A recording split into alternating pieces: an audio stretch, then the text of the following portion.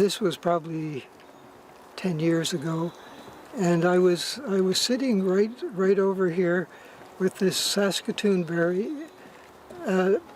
bush, and there was a little hummingbird sitting in the tree. It was a baby, and the mother was buzzing around, and so I was down there on my hands and knees looking up, and I got a few pictures of it. And I looked down the boardwalk here, and I saw a guy coming in on his bicycle, and we're not supposed to have bicycles in the bog. But in front of him was what I thought was a dog. And I just got up and was going to yell at him, saying, you know, get that dog out of here, get him on a leash.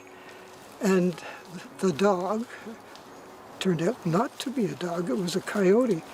And the coyote turned his head around, looked at the guy on the bicycle, looked at me, jumped the fence into the bog, and of course I had my, you know, just a tiny, the lens. I was taking a picture of a hummingbird, changed the lens, changed the focus, and got the coyote as he's jumping through the bog.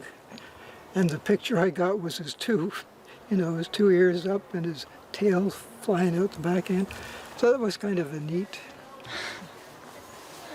experience.